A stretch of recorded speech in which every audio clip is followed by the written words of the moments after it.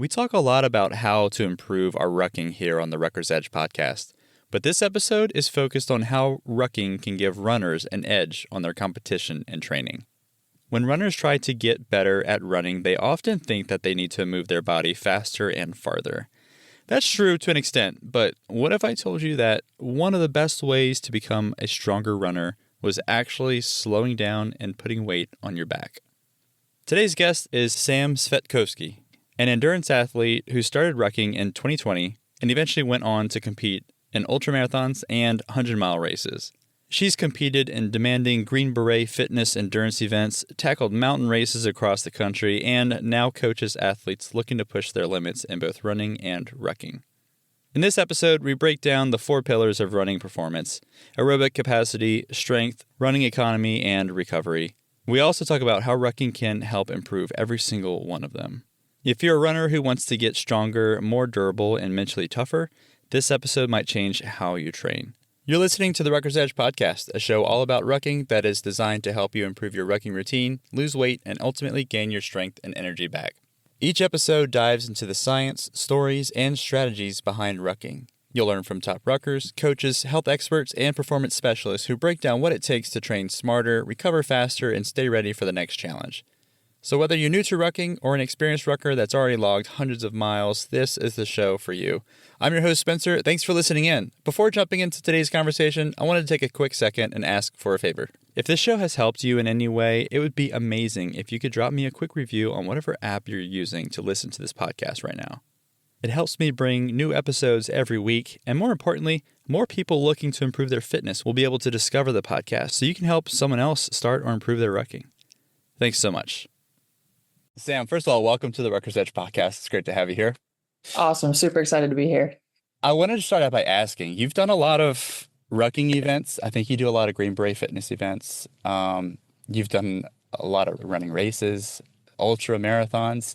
What started first? Were you into running first or was it rucking? I guess explain that journey for you. Yeah, no, it's definitely a journey, that's for sure. I'll start with first things first. I actually hated running for most of my life.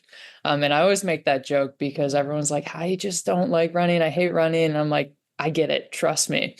And so my rucking and then eventually running journey started over COVID, which I think happens a lot for a lot of people, right? 2020, I couldn't find any gym equipment. Nothing was open. I live in LA, so everything was locked down. And my buddy was like, hey, check out this GORUCK thing. And he sent me the backpack and the sandbags, like the link to them. And I was like, oh, cool. This is a really easy way to get workouts in at home. And so I bought the pack, I bought a sandbag, I got a plate, and started just, moving around the neighborhood and doing some workouts until eventually my barbell showed up, which I was really excited about. But so I started that and then got into the interwebs of finding these GORUCK challenges. And so my first true rucking event was actually GORUCK Tough down in San Diego. And so that's what I would say started the rucking adventures. I met some really cool people down at Triton Ruck Club. They kept, I say bullying me, but they really just kept encouraging me to keep showing up and just come out to some events. And eventually I made some really good friends and we decided to sign up for the GORUCK Recon H2B. And so that was my first probably rucking endurance experience, I would say, because that is a full 48 hours over the weekend. And so that was super cool. It was honestly, that's probably one of GORUCK's best events, I would argue. It's a really meaningful one and you get to meet some really great people. Awesome. But go ahead. No, that's really cool. So I'm familiar with Triton only because I know them via social media, but they seem to be very passionate about fitness and rucking. So yeah. Cool to hear that you're involved with them. I've never met someone actually involved with Triton Ruck. Oh yeah. No, they're great. Yeah, they've got a San Diego and I think now a Northern California chapter too. But at that, what was it? At the Recon Challenge, or Recon HTB, I met Greg, who's the owner of Green Beret Fitness. And he was like, hey, if you like rucking, you should come check out these mountain events I do. I was like, oh, that sounds awesome. That also sounds really hard. Let's go do that. And eventually I found myself on the Florida Trail for their Ocala event, which is 68 miles through the Florida Ocala National Forest. And it wasn't on purpose that I did that one first. It was that I had missed one or two of them. And then a buddy of mine, it's always friends, right? That say, hey, you should sign up for this. You could probably do it. Like, you've done two of these HTBs. Like, sure, same. And it wasn't the same, that's for sure. Because rucking for 68 miles straight is very different than getting thrashed by Cleve in the ocean plus some rucking on top of it. So that's how I started, I'd say, transition more into like the endurance side of rucking.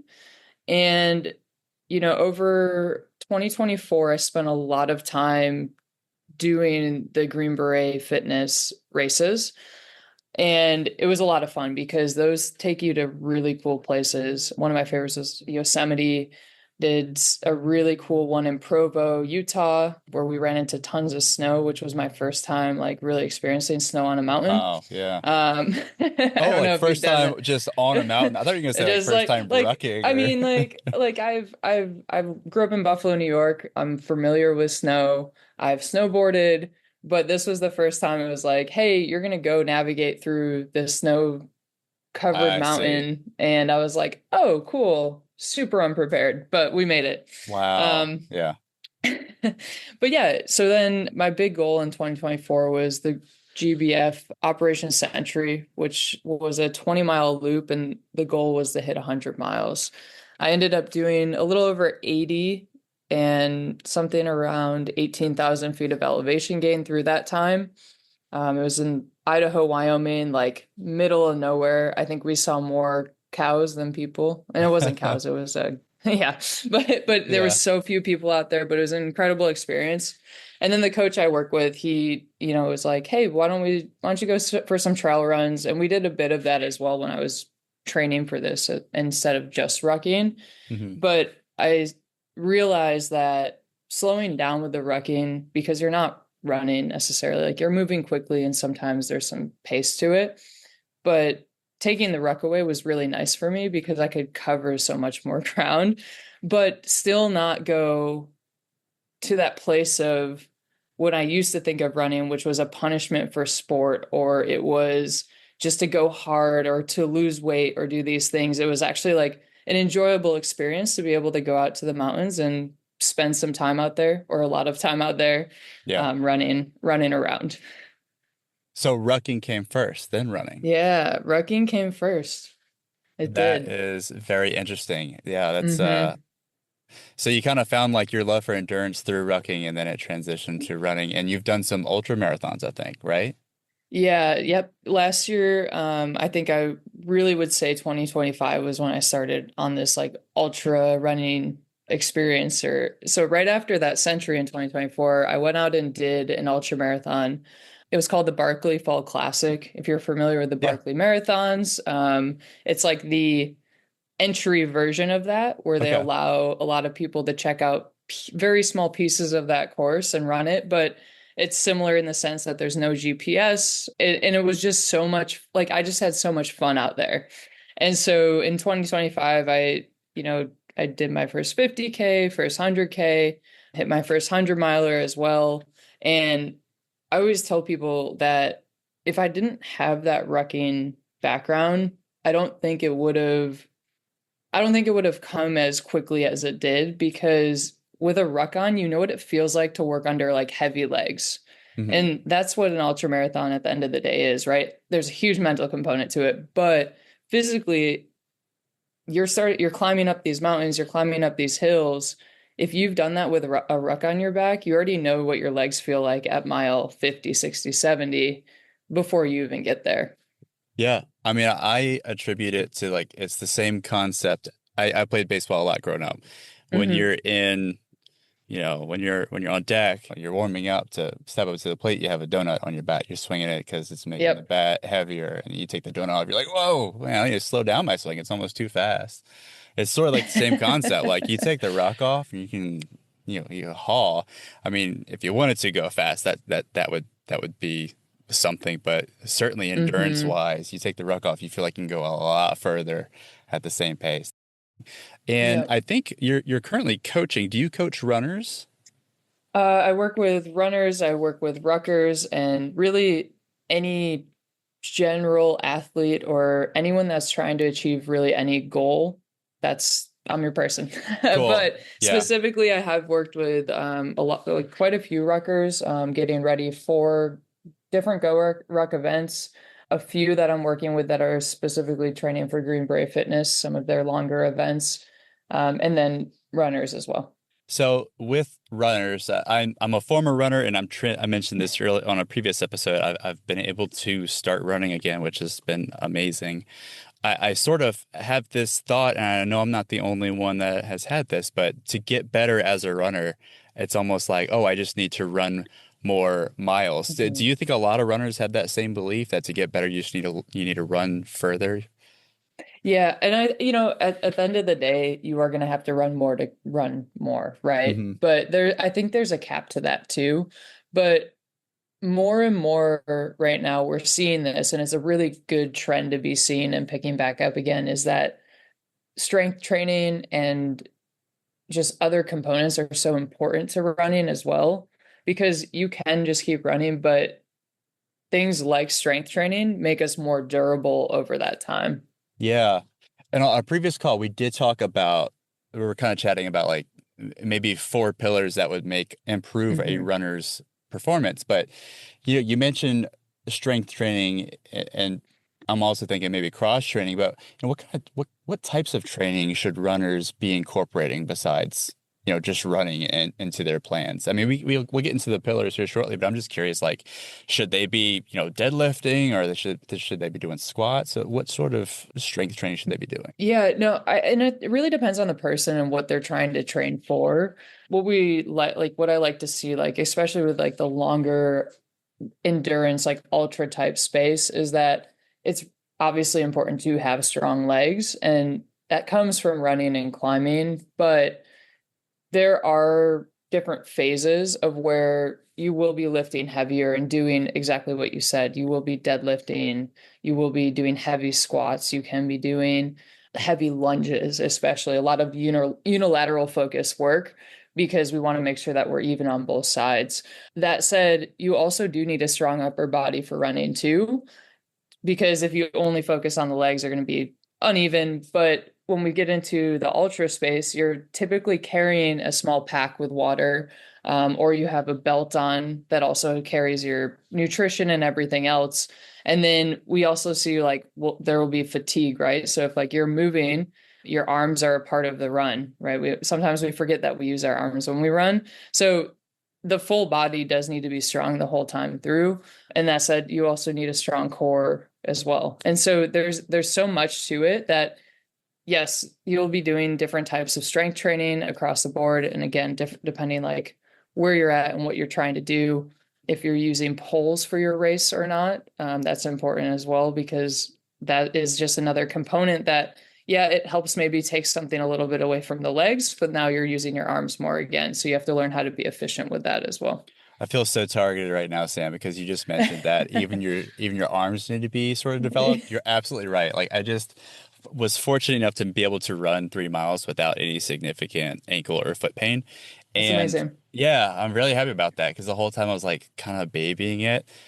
The weird thing is after the run, like my legs weren't sore, hips weren't sore, knees weren't sore. My arms were sore. It was like, what? I need to work out my biceps more. And I was like, why is this? This Hmm. is weird. I think this is a sign I actually need to like get back in the gym and start working my arms. It's so embarrassing. But happy to say I don't have any like foot or ankle issues. So I'm going to keep Hmm. exploring that. But all right, let's start talking about the four pillars of running performance that we talked about in the pre-call. So to improve our running performance, we were thinking that there are four different things that runners should probably focus on. The first one being aerobic capacity, the second one, strength, that we just covered a little bit just now, the third, running economy, and the fourth one, recovery and injury prevention. Kind of want to talk a little bit about each one. So let's start with aerobic capacity. What exactly does that mean in practical terms for a runner? Yeah. It's funny. It's like you could go into what it fully means, but it's really aerobic capacity or building your aerobic base is about being able to sustain over a long period of time.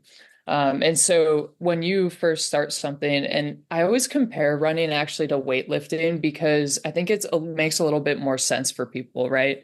When you start lifting a weight, you might start with 5 pounds and then eventually go to 10 pounds and then 12 and 15 and so on. And you can do more reps of those same weights over time. When people think of running, they're always just like, I think I should just be able to run no matter what, right? So when we talk about that aerobic capacity, it's like we have to build that aerobic base. We can't just expect that we can go run 3 miles or for 30 minutes. And so what I like to focus on is that we're going to start from wherever you are and then go from there. So like if you can run for 5 minutes, great, let's do that. And then 10 and then 20 and then 30 and so on. And so there's a very like slow build to it where I think sometimes the expectation is that it's just going to be just go run forever. And so over time, that will start to build up. And in the similar way, we like to really focus a lot on the different heart rate training zones. And I know like zone 2 is really hot right now. It's also a big trend, but that is a really important component because it's really more about being consistent rather than intense, right? Like easy runs should feel easy. And if you're questioning if it's easy, it's probably too hard. And so when we talk about that, it's like, okay, I went for an easy run, but I went at a 12-minute pace. And I'm not trying to say something's fast or slow, but let's say you go for an easy run, it's a 12-minute pace. Over time, what we would see is that easy run would probably be faster over 3 or 6 months down the road. Yeah, that makes a lot of sense. And I'm curious, what zone should runners be in? I mean, should they reach all the way up to like zone 5 or should they stay around like zone 4? It depends on the session and training session that you're doing. Working intervals, you're going to start to hit into that 3, 4. If you are doing sprint intervals, you're definitely going to hit higher into that zone 5 at times, Yeah. or maybe uphill type intervals. We start to see that 3 and 4. But one of the like main principles I use or that I'll reference a lot is from the Uphill Athlete. That's a really great read for anyone that's getting into any type of running, endurance, rucking for long periods of time.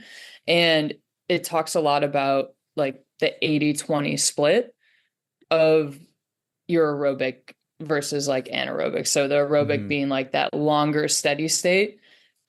Most of your work should be done in that long steady state. And when we think of like an ultra marathon, let's say, I believe when I just ran 100K, it took about 15 hours in the mountains. And I was predominantly in like a zone 1, 2. I probably peaked up to 3 a few different times on bigger climbs.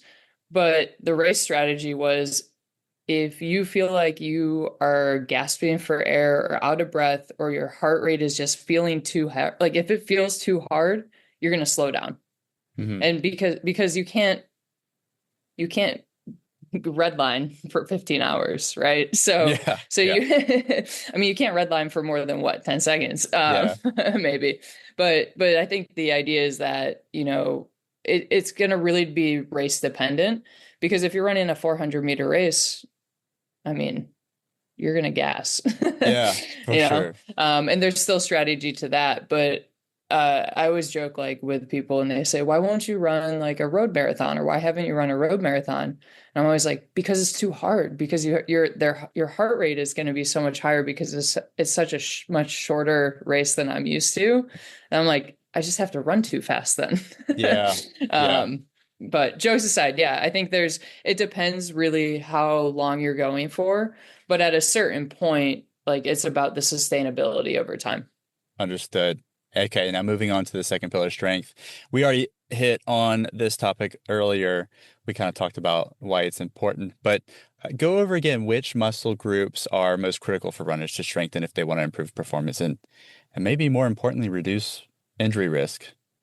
It's hard to say. I mean, like lower body obviously is a huge key for running and just having that muscle over time. And then when we think upper body, really definitely in the back is good. And then everything else kind of helps fill out posture though too, because if you're imbalanced, you might start to lean forward or do other things in the upper half.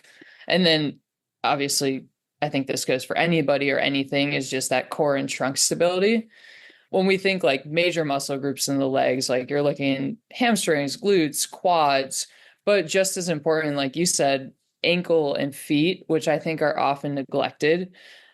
You can do a lot of like small movement exercises that will help strengthen them just to help support the rest of the body. Awesome. Okay. Now moving on to the third pillar, running economy. Can you briefly describe what that is? Because I'm sure people hearing it, running, and know what that is. Economy kind of know what that is, but those two words together, what does that mean? I like to think of it as how efficient you are when you're running, right? It's using that less energy to do the same thing, right? So it's just being more efficient overall. And there's different ways to do that. And a piece of it obviously is that aerobic base. As that builds, you become more efficient. But also when you actually look at like the technical side of it and running gait and things like cadence and other pieces, putting that all together will make you more efficient as a runner. Okay. And then lastly, recovery and injury prevention. So I know, runners deal with a lot of repetitive stress, especially on the knees. Why is recovery and Hmm. injury prevention such a big part of improving performance? Yeah, I think we, it's like saying, why do we brush our teeth every day? Yeah. Right? We Yeah. do it I because like it's that. preventative, right? And so there are so many things that we can be doing, and then identifying, especially depending on like your running gait or posture, just different things and imbalances that we have. If we can identify some of those imbalances and start to correct them, it helps fix everything else. And then if you, let's say you're perfect, whatever, probably not true, but we can do all these like prehab or corrective type exercises on a, daily basis that take, 10, 15 minutes out of your day to help you in the long term and keep you more durable over time. Prehab, I'm totally stealing that. Before we move on, what are some signs that a runner maybe isn't recovering from their Mm. longer runs or their training in general? I think consistently feeling tired during training sessions, I would say not sleeping well. It's funny. It's that one of those things where it's like if you don't sleep well, you're probably going to continue feeling like crap. But if you also feel like crap, you also might not be sleeping well. And so I would say just overtraining is a common thing. And you say runners, but I also think that across the rucking groups as well, where it's like the idea that more and more and more is always better is just it's just not true, right? We need to take rest days. We need to do things that take care of ourselves. And so if you find yourself getting injured more often, if you find training to be very difficult all the time, it's probably a good indication that you need to take a break. Okay, now let's talk about how rucking fits into these pillars. So, aerobic benefits. How does rucking help runners build aerobic capacity without the wear and tear of additional miles of running? Yeah, no, rucking is amazing for running, especially if you're doing mountain events. I'm working with an athlete right now.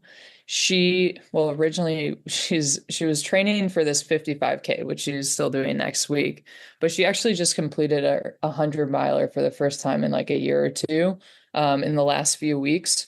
And one day of her training every day is instead of running, we do uphill rucking on a treadmill. Oh, And that okay. could be done on a trail too.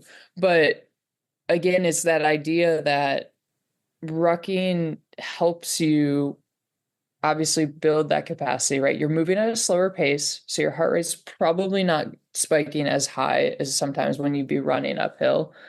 You are building strength because of the added weight.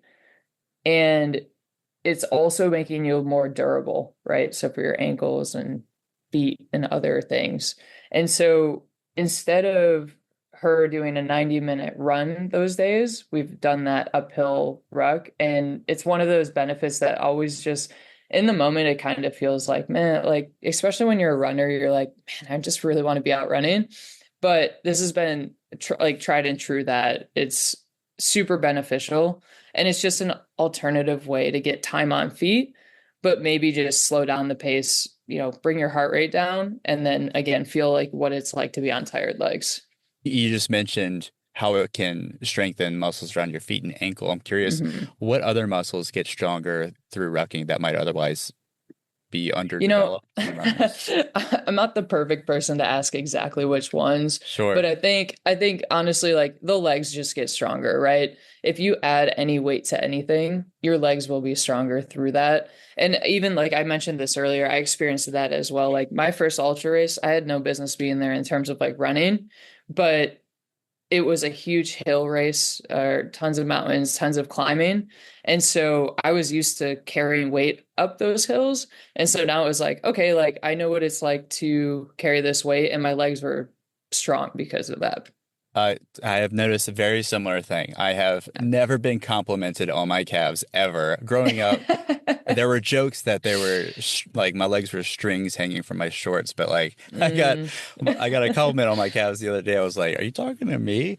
And I attributed that 100% to rucking and that Hmm. that the previous run that I had over the past couple of days. Yeah, I felt like I was springing off like I had never like sprung off in the history of my running ability. So Totally. yeah, definitely feet, definitely calves from my experience have been Hmm. strengthened through rucking. Yeah. Let's talk about running economy. Does rucking improve running economy? Because we're talking about like form, and running and rucking don't really use the same form. Are there any rucking benefits to running economy?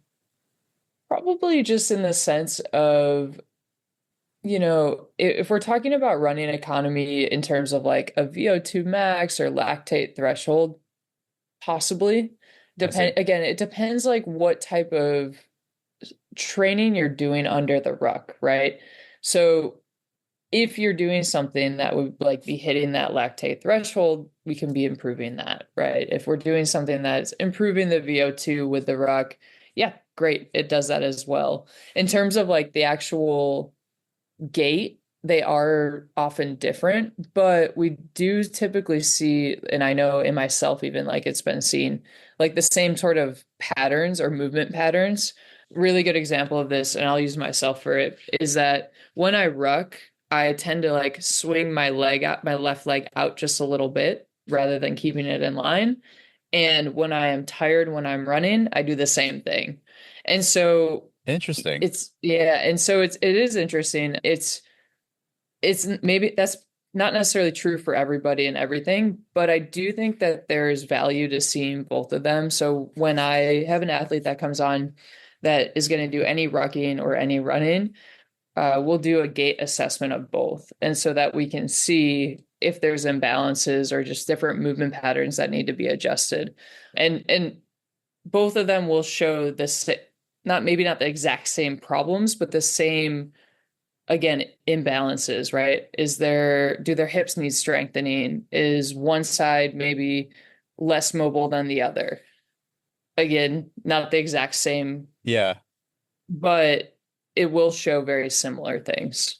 That is really interesting. And I could see how that might be like one of the biggest, Hmm. maybe not one of the biggest, but it's certainly a good piece that a coach could provide that otherwise people that aren't being coached would actually come Definitely. across. I mean, I'm just like, how would you do that yourself? You'd have to like set up a camera and then run at it and away from it in several different directions as opposed to Yep. just having a coach just like visually assess you. That's Yeah, really and interesting, Sam. Okay. yeah, and I predominantly work with remote with athletes, but Okay. and so it is a lot of that, right? It's a Yeah. little bit of like, hey, go film yourself. Nobody's actually watching you. It's okay. No one thinks you're an influencer.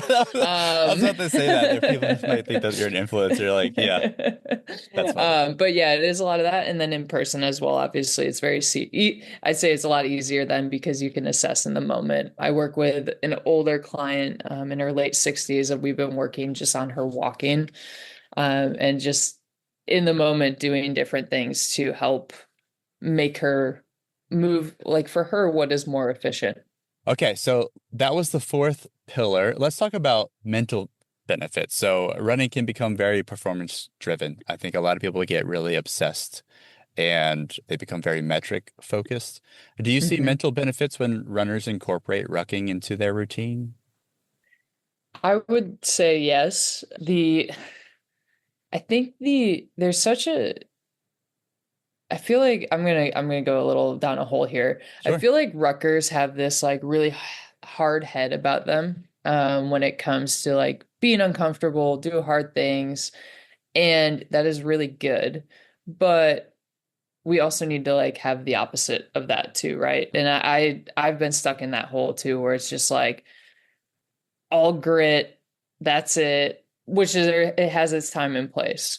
And running has that as well, where it's very much like this is really hard, like keep going.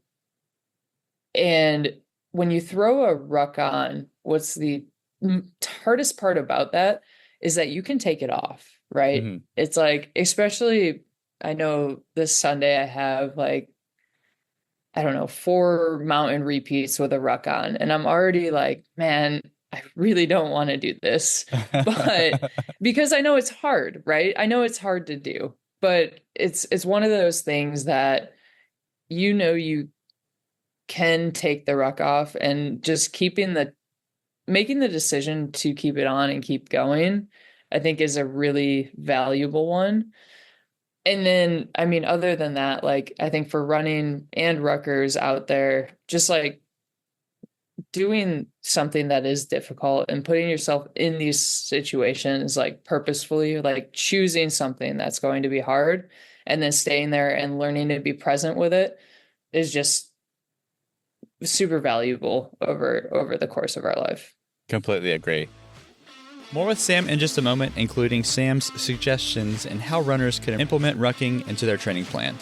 But I want to take a quick break to say thanks for listening to the podcast. If you have a friend who is training for a race right now, send this episode to them. They'll get a lot out of it. Sharing this episode will not only help the show grow, but it can help more people improve their health and lives.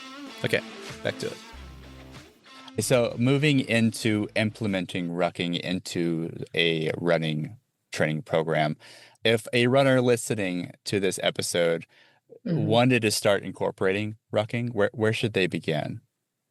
Let's just say It they're focused on running their first, like maybe they're like a 5K, 10K runner mhm. and they want to start rucking. What should they be doing? Yeah, I think it's what's tough sometimes is like it obviously varies person to person, but if they want to be adding, let's say you're running 2 days, 3 days a week, you could always maybe split one of your runs if it's like a one of the like lower zone runs. So if you're running like a zone 1, zone 2, let's say, or a conversation pace, like we're not using heart rate zones or anything like that. If one of your runs is a shorter conversation pace, maybe you try rucking during that. Or if you just want to if let's say you just do your steps every day, like 10,000 steps is always the number that's thrown out there, maybe one of those walks that you go for during the day, throw the ruck on. The thing I would tell people though is when you are starting rucking is like you need to think about it as something brand new, especially if you've never done it before. So if you're running all the time and you're just like, okay, I can throw a ruck on and go, you probably can, but that opens you up towards injury, right? And so starting with a lower weight, I know the standard plates are like 20, 30 pounds, but you don't need to use a plate. You could throw a 10-pound dumbbell in your bag or a bunch of waters. Water's really heavy. And start easy. So start lighter probably than you want to start. Make sure you build up. And then the same way you build your miles with running, like you need to do that with rucking too. Thanks for that, Sam. Now, since you're a coach, have you implemented rucking into some of your athletes, Yeah, your yeah. runners? I Okay. mean, obviously the ruckers are out there rucking. Yeah. For those that are running, absolutely. Like I Okay. said, I have someone that's heading up for her 55K next weekend. It's like a mountain run. We've got her rucking once a week. she's back to just running now just because we're so close to the race. And as you get closer, you want to be more specific. But, during like the base and the building phases, we were doing more rucking. For just some of my general population athletes, they do camping and hiking. And so they get rucking thrown in anytime that they have bigger trips coming up.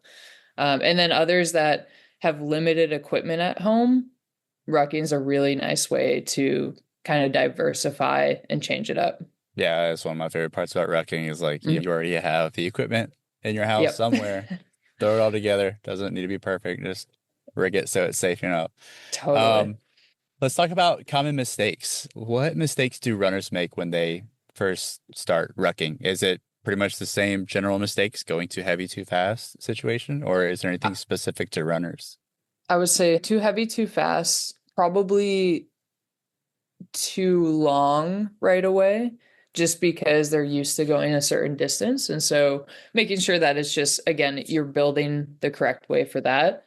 And then maybe trying to run immediately with a ruck on. I'm not against it. Like I said, I've done races where you're moving very quickly up and down these mountains, and that takes time though, right? There's a lot of impact to that and making sure that what you're doing is correct.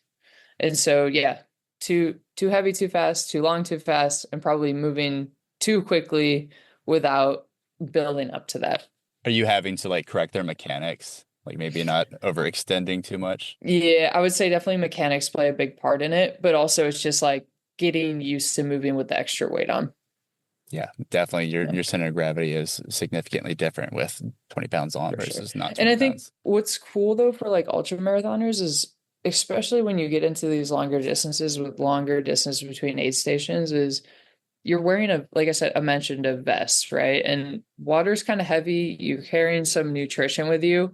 And so maybe it's not the 20 or 30-pound ruck that, most people are thinking in their head, but like I've done self-supported adventure runs, which are 40, 50 miles, and you have to have enough to carry you through that. And so like there's a lot of translation of the rucking to runners, especially when we get into these longer distances. That makes sense. Now, Mm-hmm. for runners who want help implementing this kind of training, adding rucking to their training and are seeking some help, they can go to you. You're a coach. What services do you offer through Omni, if you don't mind explaining that to us? Yeah, so I work with Omni Athlete Training. Our real bread and butter, I would say, is one-on-one programming and coaching. And it's really performance coaching, but that's for everybody. We say if you're an athlete, if you move your body. So whatever your goals are, we want to help you get to those. And so again, the one-on-one training, it is remote, or if you're in LA or San Diego area, it can be hybrid and in person too. And then if they want to reach out to you, where can listeners find you if they want to learn more about your coaching and training programs? Totally. I mean, Instagram is the place to be, right? Yeah. Until it's not. Until it's like it's like when Facebook was not cool anymore. But yeah, Instagram, Facebook is great. And then I do have a website and blog where I've talked about a lot of my different rucking adventures, which is Ruck with Sam. But you can also contact me there. And I've read a few of your blogs. I really like your writing style. It's very personable. The stories are great, and you have really good messages in those. A lot like carving trails. I've read a Mm. few carving trail blogs, and I've had that similar feeling reading those too. Highly recommend Nice. listeners check out both of those. Clint's a good friend. So I thought I had seen that we shared him as a friend on Instagram. So have y'all met up a few times or? Oh yeah, we're pretty good friends. Oh, that's awesome. I met him at a GBF event, his first one, Cool. and then yeah, we've gone to plenty Uh, of Ruck events, and Iron he Iron Iron Peak, Peak? yep, Yeah, cool. yep, and he actually paced me during my first 100 miler. So Come on. Oh, yep, wow. Well, uh, Sam, I've had a blast. This conversation was a lot of fun. I think it's very helpful to me and other runners out there that are also rucking. But before, I let you go, I have one last kind of fun question for you. If you could create a bumper sticker about rucking, what would it be? man, that's a really hard question. A bumper sticker about rucking, it would say do hard things, but make sure you still fuel during your ruck. I like that. Yep, that's key. Oh man, I went out on a ruck once. It was like one of my first longer ones. Didn't bring any food. And I'm like, I had to turn around early because I was like, I'm going to pass Yeah, out. dude, I see that all the time. It's like, no, I'm not going to eat because it's harder. And it's like, yeah, but you're going for 2 or 3 hours. You got to eat food and drink water. I promise you're going to feel so much better tomorrow because of it. Yeah. My go-to during rucks for quick carbs are dates. I don't know what it is. I don't eat dates at the house. But if I'm going like long, I'll bring a Ziploc of dates. I'm like, this is perfect. This is exactly what my body needs. And it's cheap. So. Yes. Yeah. You go to Costco, get like a whole bag of them. They stay good forever too. Yeah. Cool. Well, Sam, thanks. I really appreciate your time. Thanks for joining me today. Awesome. Thanks, Spence. All right. That wraps up my conversation with Sam. You can connect with her on Instagram at samstrap. I'll drop a link in the show notes. That's probably the best place to reach her if you're curious about her one-on-one training services. You can also check out the Omni Athlete Training website at omniathletetraining.com. And I encourage you to check out Sam's blog over at ruckwithsam.com. If you want to reach out to me, head on over to theruckersedge.com or on Instagram at theruckersedgepod. If you enjoyed today's episode, make sure to follow or subscribe to the show in your favorite podcast app so you're notified of new episodes. Okay, that's it for today. Thanks again for listening to this episode of The Rucker's Edge.